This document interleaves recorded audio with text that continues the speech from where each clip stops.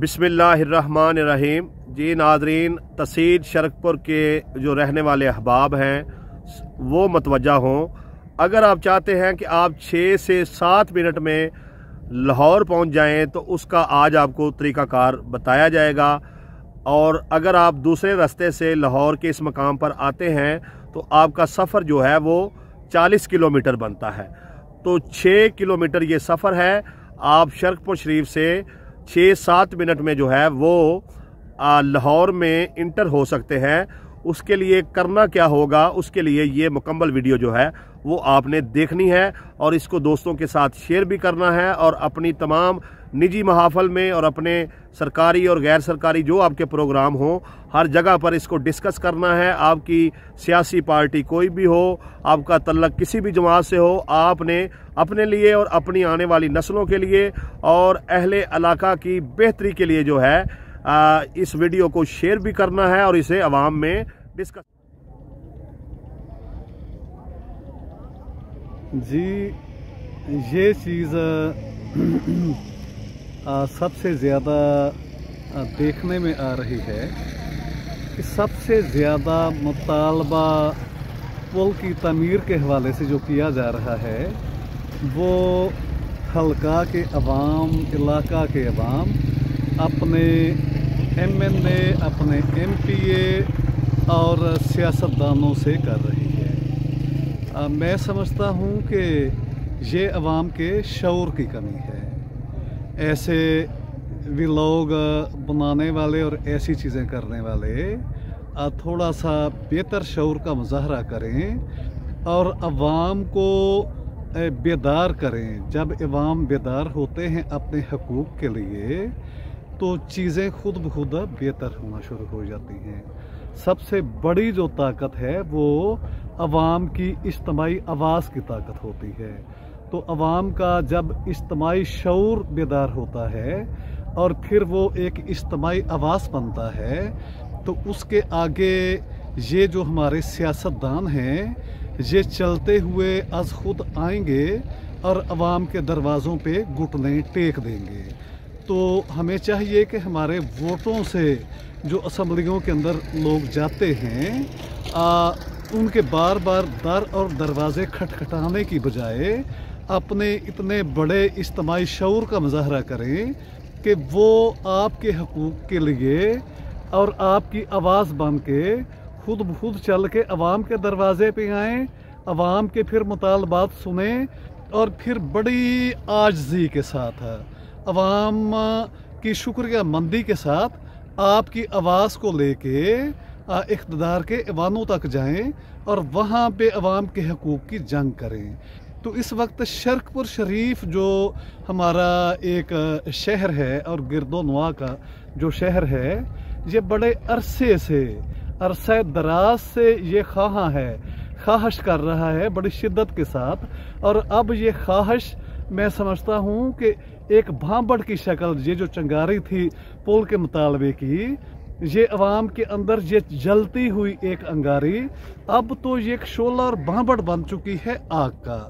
तो हुक्मरानों को चाहिए कि वो इसको फटने से पहले, अवाम के इस लावे को फटने से पहले वो आज खुद अपने अवाम के पास आएँ, इनके मुतालबात को नोट करें और इक़्तिदार के ऐवानों तक लेके जाएं और शरकपुर शरीफ और मुल्तान रोड मोहलनवाल के दरमियान ये जो पुल और सड़क है इसको फिल फौर अर्जेंट बुनियादों पे इसको बनवाने के लिए अपना जानदार किरदार अदा करें।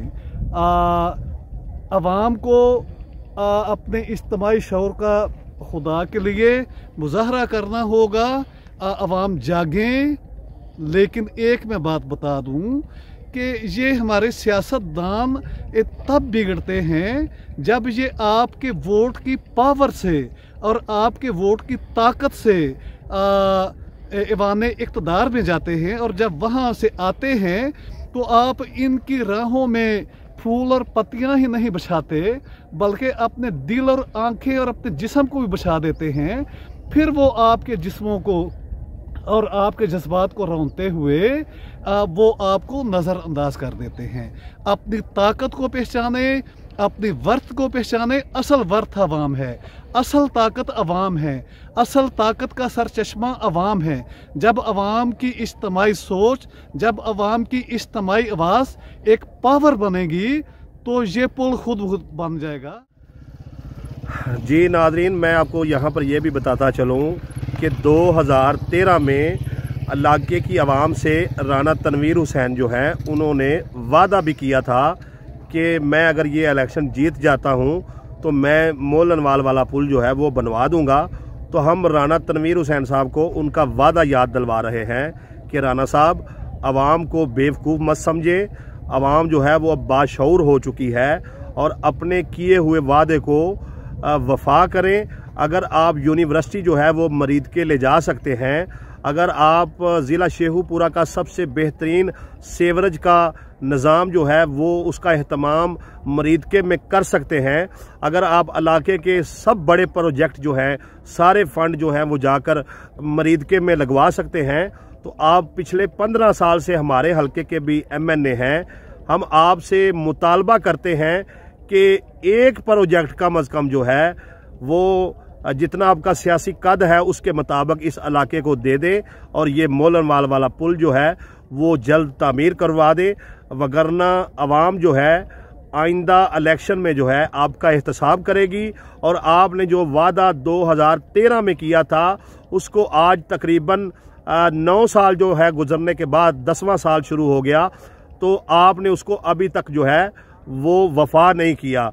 और अगर मेरी ये वीडियो आप तक पहुंचे तो आपको इस पर ये नहीं कहना चाहिए कि वो वादा ही क्या जो वफा हो गया, बल्कि अपने साबका ज़िंदगी की सियासत को मद्देनज़र रखते हुए आपको अमली तौर पर ये काम करके आवाम की दुआएं लेनी चाहिए और आवाम जो आप पर एतमाद करती है, आपको वोट देती है, उसको मज़ीद जो है वो मजबूत। जी, जहाँ तक ये पुल का मुतालबा शिद्दत अख्तियार कर गया है और इंशाल्लाह ये पुल जो है ये बिल आखिर बन के रहेगा और इसे बनना चाहिए और ये बन के रहेगा। लेकिन हम पूछना चाहते हैं अपने MPA जनाब हाजी इफ्तिखार अहमद बंगू साहब से, और हम पूछना चाहते हैं जनाब MNA राना तनवीर हुसैन साहब से कि इलेक्शन कैंपेन के दौरान वो जो वज़ीर आज़म शहबाज शरीफ का एक ख़त और एक चिट्ठी आवाम को दिखाई गई थी कि ये पुल की मंजूरी की चिट्ठी आ गई है, वो अब कहाँ है, वो चिट्ठी कहाँ है और उसके रिज़ल्ट कहाँ है? वो एक ख्वाब सी क्यों बन गई है? क्या आवाम के साथ वो चिट्ठी अगर असल थी तो उस पर अमल दरामद क्यों नहीं? अगर वो नकल थी और जेली थी तो वो आवाम को आपने फिर दिखाई क्यों थी? वो जेली इसलिए कहना पड़ रही है कि उस पर अब ना तो कभी हाजी इफ्तिखार अहमद बंगू साहब ने आवाज़ उठाई है और उस पर ना कभी अब राना तनवीर हुसैन साहब ने आवाज़ उठाई है। तो खुदा के लिए वो जो चिट्ठी है उसका जवाब मैं M जमशेद रफीक मलक आपसे मांगता हूँ कि वो चिट्ठी का हमें जवाब। मलक साहब की ना गल सुन के तो एक मैनू पंजाबी की एक मिसाल याद आ गई है। आखते ने कि एक बंदा जड़ा ना वो डुब्बन लगा नहर दे विच ते उन्हें आख्या या अल्लाह मैनू तू बचा लै ते मैं 2 देगां जड़ा ना वो तेरे राह ते देंगा। ए जिवें हुण राणा साहब इलैक्शन फसे सन, इन्हों लग रहा सी कि इलैक्शन बड़ा मुश्किल है तो अगर ये नताइज जड़े ने वो मेरे खिलाफ जाते हैं तो मेरा जड़ा अगला NA का इलैक्शन है उनके अंदर मेरे वास्ते मुश्किलात पैदा हो सकदियां ने। तो वो बंदा जड़ा ना वो अल्लाह ताला ने उनकी कोई मदद की तो वो दरिया के कंढे ते आ गया।